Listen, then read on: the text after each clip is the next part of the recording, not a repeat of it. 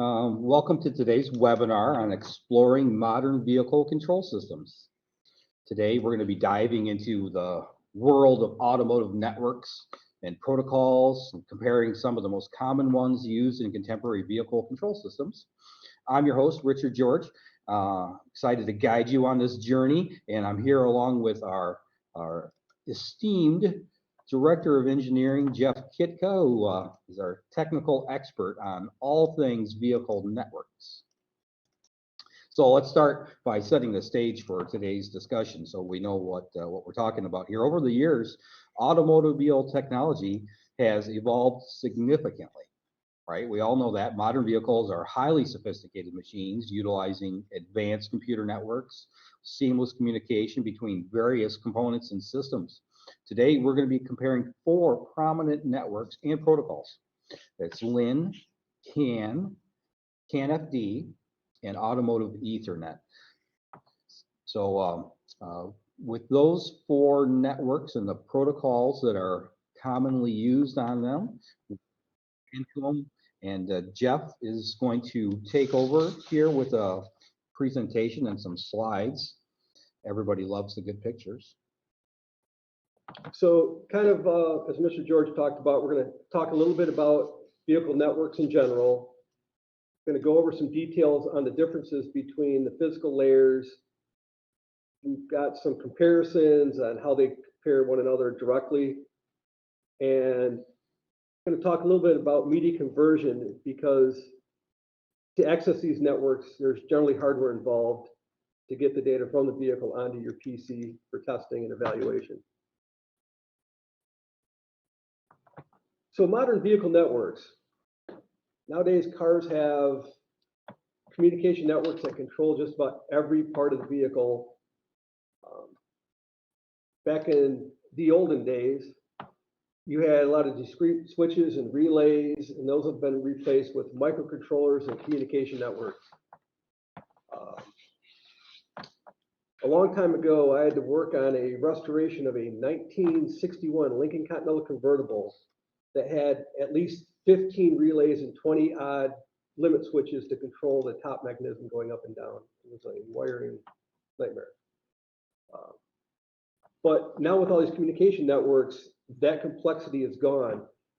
On the slide, I've got an example. This is a power window / door switch out of a car from 2000 that has 4 connectors on it and a dozen plus wires. And that whole loom has to be run through a door that opens and closes. In 2015, we now have 3-pin connector because the same functionality is on a LIN bus. So down to 3 pins, power, ground, and LIN.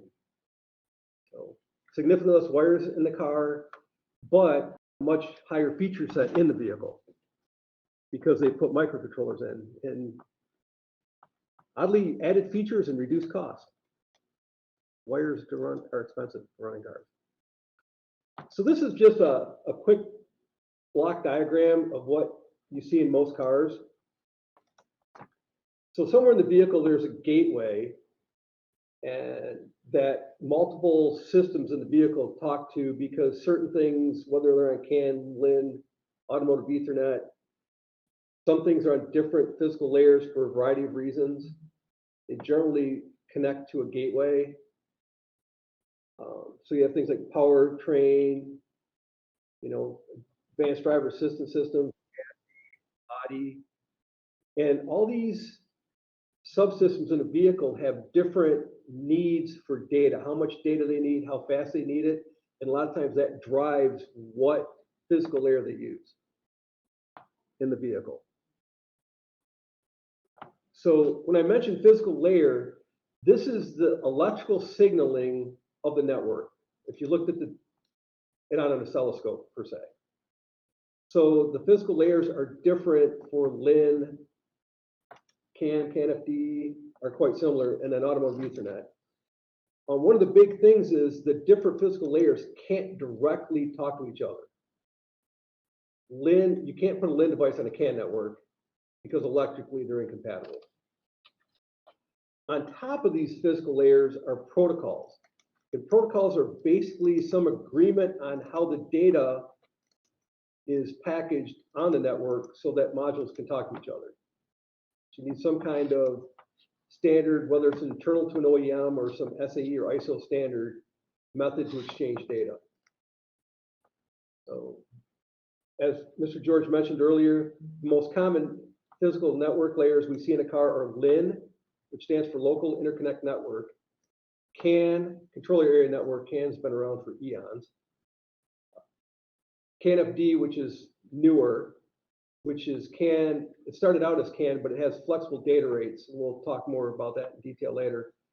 And then more recently has been Automotive Ethernet. Get differences between Automotive Ethernet and what you find in your office hooking up to your computer. So LIN, very low cost interface. LIN is basically a smart version of an old ISO 9141. It's literally an open collector switch and a resistor that pulls to ground. It's very simple. LIN interfaces only require 3 pins. You've got power, ground, and LIN. So there's only one communication line for LIN. The bit rates are slow, 1K to 20K bits.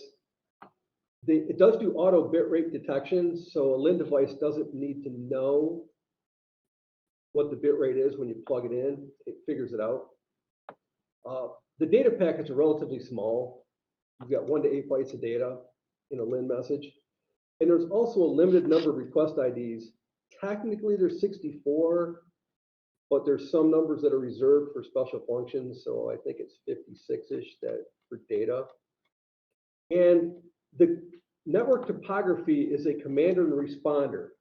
So in this block diagram here, I've got a body controller, and I've got 4 other devices hooked up to that same LIN network. So by command and responder, unless there's ways to create spurious messages on LIN, but for the most part, the body controller sends out an ID that is used by one of these other modules to know what data it should send out. So the body controller is going to ask the door controller, what's all your window positions? What are the switch positions? And then it's going to send another ID out that might be to the window actuator saying, roll the window up, roll the window down. So the responders generally don't do anything until they're commanded.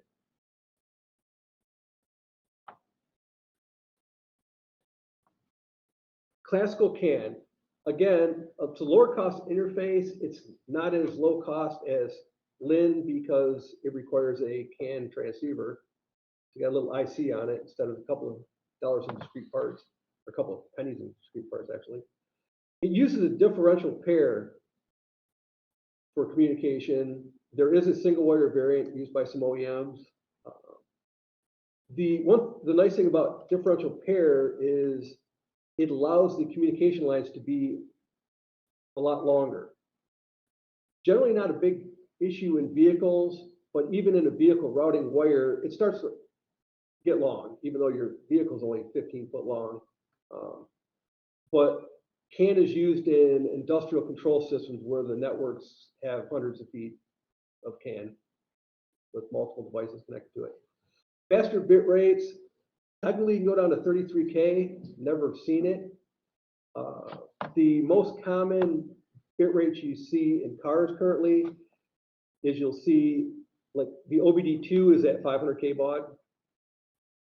J1939 in heavy trucks and off-road commercial vehicles is usually 250K baud. I think single wire CAN is limited to 125K baud at the top speed. Some hardware goes up to a megabit. Our DAC hardware on classical CAN runs 1 megabit, and we have ECUs where they use a separate CAN channel for calibration and data acquisition that generally runs at a megabit. Still smaller data packets, only 8 bytes. Now, a significantly larger selection of message IDs. So on CAN, a message ID can either be 11 bits or 29 bits. SAE J1939 runs on 29-bit identifiers because it encodes information in the header. CAN uses a message ID based priority. So unlike LIN, where you've got a commander that kind of controls the data flow. Everybody on a CAN bus is connected to each other. This block diagram tried to illustrate that. So I've got 4 modules. They're all on the same CAN network, and all of them see a CAN message when any of them broadcast it. So a CAN network's based on a message ID that'll have some data payload in it, and they use the message ID number because the lower the ID number, the higher priority it has on the network. So that's how they decide which messages are more important than others. And it's a peer-to-peer network, so everybody can see everything that's on that same network. Makes CAN very easy to tee into and monitor because of this topography.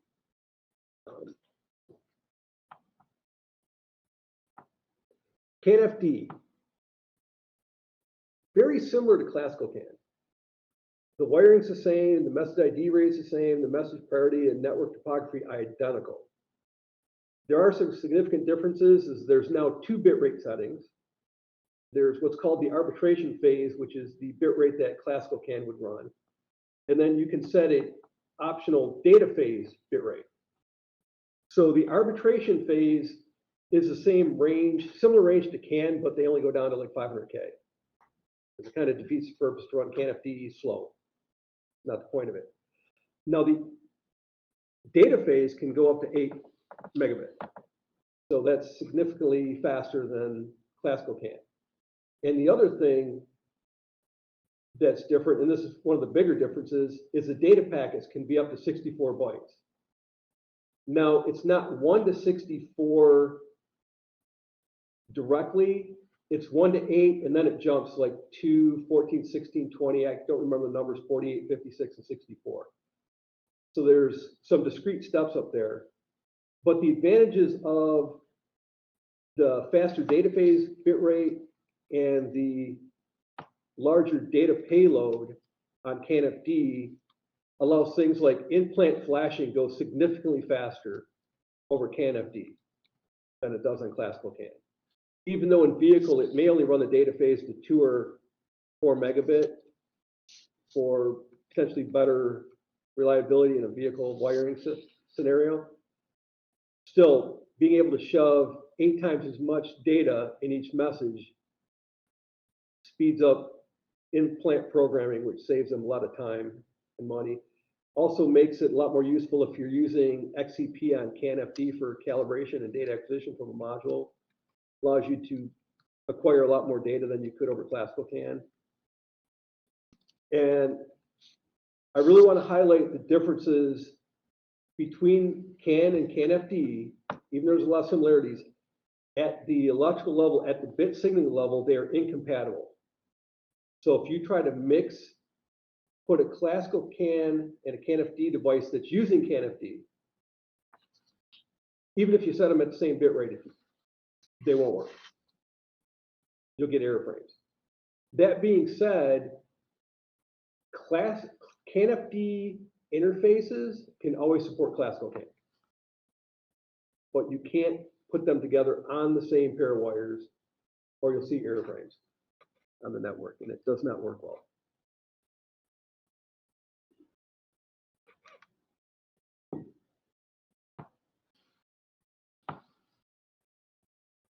Automotive Ethernet.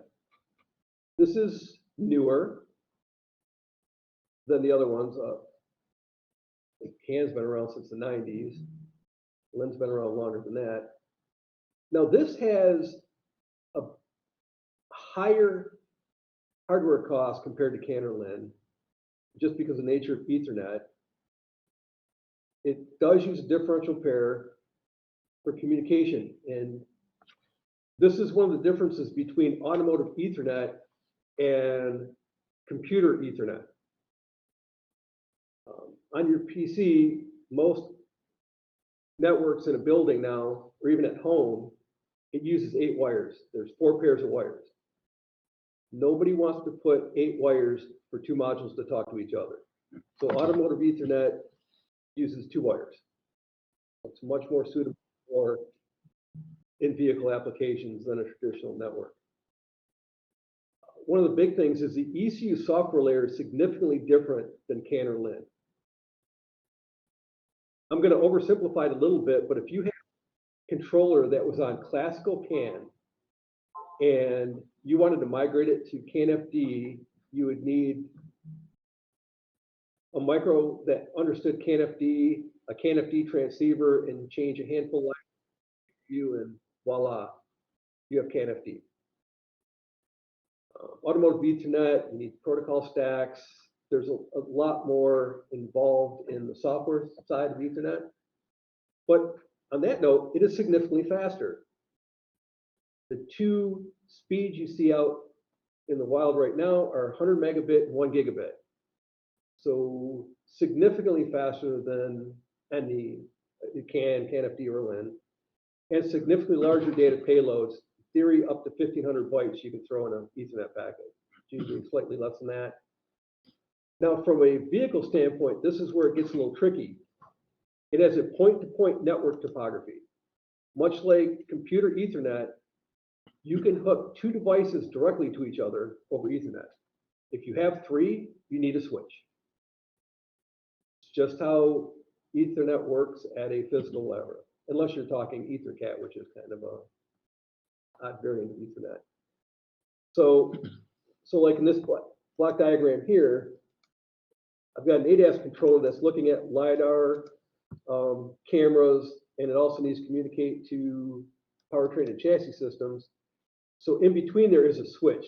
Now the switch could be inside of the ADAS controller, not like a separate network switch that you might have in a building, but you do need a switch, which makes Automotive Ethernet the trickiest of these to just monitor, because you can't just tee in to an Automotive Ethernet network and monitor it without special hardware to do such.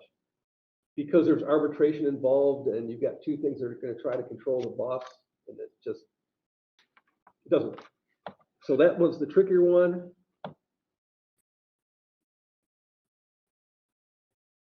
Now, some advantages and challenges between these. Advantages: LIN, low cost and very suitable for simple applications. There's a whole slew of human interfaces inside of any vehicle. They don't need to push around a lot of data, and they don't need to be fast. Rolling windows up and down, buttons on the climate control system, multi-function switches for turn signals and wipers. Anything that the driver interacts with generally doesn't have a huge data payload and doesn't require kilohertz data transfers. CAN, proven reliability, it's been around, it's very simplistic, and it's in a ton of industries outside of automotive. There's standards for CAN communications on ships, for heavy equipment, for industrial control devices. There's a whole slew of applications that you probably have interacted with that have no idea there's CAN networks involved. Hospital beds, MRI equipment. It's everywhere because it's cheap and reliable. And CAN-FD just lets them push a lot more data around on the same physical layer hardware that they had before. You know, they don't have to rewire the system, don't have to put in a switch type things. Automotive Ethernet, very high bandwidth and is a bit more scalable if you've got applications that need to push a lot of data, i.e. like cameras. Cameras move a lot of data. Some challenges. CAN, it does have limited bandwidth, so if you have things like cameras and that, they push too much data for CAN. CAN-FD, you may have to do some hardware upgrades because at a low level, it's not compatible with classical CAN. Automotive Ethernet, it's a lot more, there's a bit more complexity, at least getting up and running with it. So the implementation costs are high. So people are moving from CAN-FD to Automotive Ethernet when they need to, because they can't push enough data as fast as they need to over CAN-FD. And LIN, yes, it does what it does really well, but it's not for something where you need to push a lot of data around fast. which is why you see a variety of these networks in vehicles, because most OEM manufacturers are trying to optimize cost. So they're not going to put CAN-FD on a turn signal stock that can produce 4 bytes of data if you hit every button on it. It doesn't make sense. So we're going to move on to protocols. These are things that ride on top of the physical layers we've been talking about. Now, LIN is a bit different because it's very simple. So there's a LIN standard that defines all the electrical attributes of LIN, how the messaging works, and even how you create what's called a LIN definition file that defines the characteristics of the network. It's similar to in CAN, if you've seen a CAN DBC file, an LDF is the LIN version of that. In fact, one of the things, if you actually find an LDF file, what you'll see inside of it is there'll be something called the schedule table. And that's what the commander node uses to ping the other devices on the network. It'll have a list of message IDs and how frequently they get transmitted on the bus. So it's very simple. It's one of the only things that's in one standard. So when we get down to CAN and CAN-FD, now there's ISO standards and SAE standards on CAN at the electrical level, but there's also standards for all these protocols that ride on it, 15765, UDS. So these are just some common ones, like OBD2 from, 2006 on in this country is all on CAN. And then UDS, which is Enhanced Diagnostics, is on the same CAN network. That just has all the OEM-specific diagnostic information that's over and above OBD2. XCP on CAN, you see that a lot. It's for calibration data acquisition. Heavy truck industry, you've got 1939, NEMA 2000, Marine Electronics Communication, DeviceNet, Industrial Control Systems.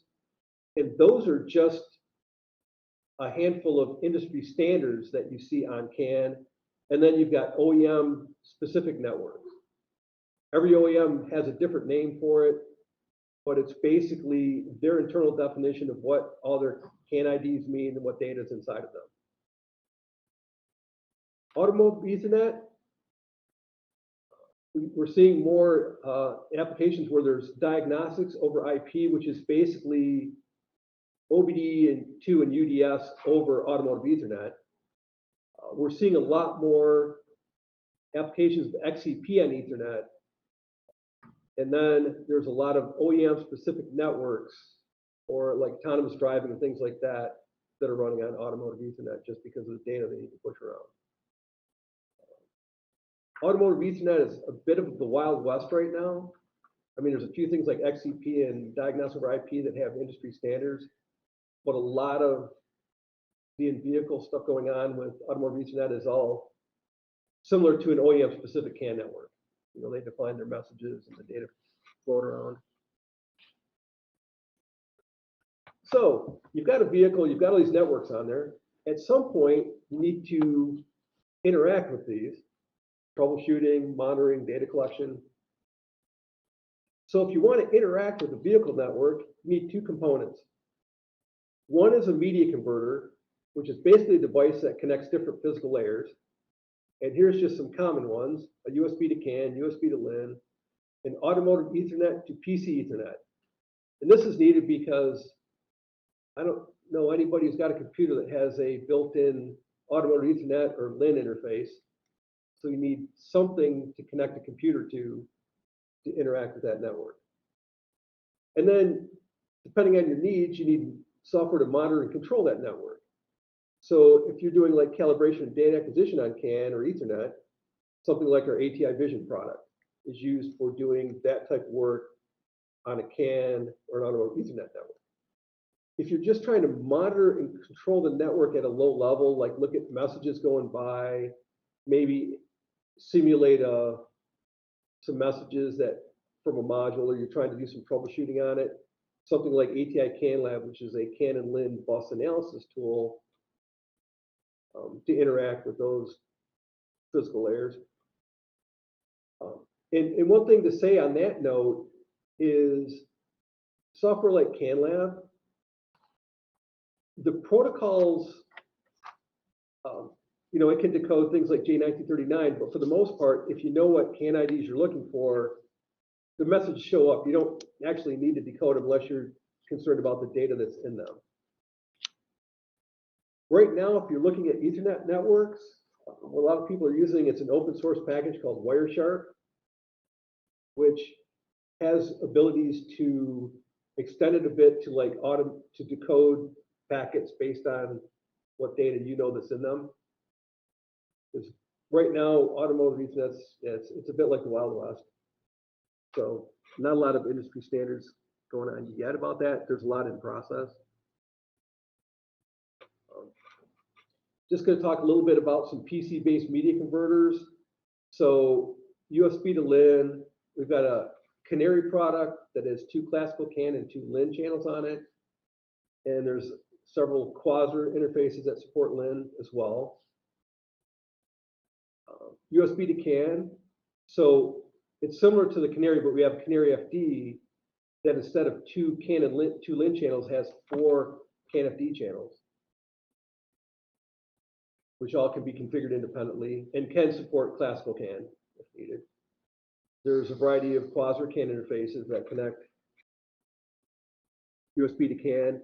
And automotive Ethernet, we currently have 2 products. We have an AE100 and AE1000, and they go from either 100 megabit or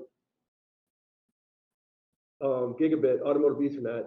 The AE100 only supports 100 megabit, but it basically takes the automotive Ethernet and converts it to PC compatible Ethernet that you can connect directly to a PC, monitor the network.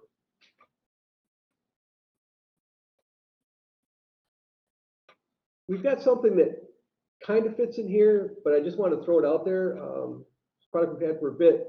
So occasionally you have something that maybe is an external sensor or something that you want to put on a CAN network, or you want to take something off of a CAN network and throw it into some like data access system that can measure voltages. So we have a device called a CANverter. Currently just supports classical CAN, but it has 4 0 to 5 analog inputs or outputs. They can be configured for either direction. And it has 1 frequency/PWM output. Works standalone, and it has a PC-based configuration software. So once it's configured, if it's powered up, it's going to do what it does, however it's been configured. So this is useful for, we've seen people in dyno cells use this to pull, say, RPM off of OBD and push an analog voltage into some legacy dyno control system that doesn't understand what CAN is. This has been used to just stimulate a module so it spits out data. We had an application where it needed to see the 1939 message that an engine was attached. So it just, you flip a switch and this thing starts making this other device think the engine's running. So it starts doing what it needs to do. Pretty flexible, pretty simplistic. Now, if you want to get a little bit more creative, we have this device for network to network bridging. It's a newer product, ATI Vehicle Communication Gateway. It's user programmable in JavaScript. It interfaces with the PC over a USB-C connection. It has an integrated UI. So when you plug this device in, it will show up as a USB storage device on your computer. And if you browse to that drive, there'll be an exe that if you launch it is the configuration and monitoring interface for this device. It's all built in. There's no PC software to download to use and configure this. It has 1 100 megabit automotive Ethernet channel. It has 6 CAN FD channels, 2 LIN channels, and 2 digital I/O. And this device is very easy to configure to do a variety of tasks. We've got scripts that take LIN data and push it on an automotive Ethernet. I have a very simplistic script that takes everything from a classical CAN bus and sticks it out on CAN FD on another channel. If you can see it, this example script is, it's looking at a CAN FD channel And every message that comes in on that CAN-FD channel, it packages it into an Ethernet packet and sends it out over the automotive Ethernet port as they come in. And if you look, the logic in here, I added a little bit of info in there. So the beginning of the data payload is the message ID that was on the CAN bus, and how many bytes of data it had, and things like that. I throw in a header, and then I just package the data up. So it's very useful if you have some legacy classical CAN devices you want to put on a CAN-FD network, or vice versa. It's very flexible. It's very easy to use. The programming is very simplistic. In fact, if you look at the screenshot, not only is the user interface on the device, the API reference is also included, which makes it convenient because we make any updates or changes or add features on this, it's just built into the new firmware. So the UI gets updated, the API reference gets updated. So very simple and flexible device.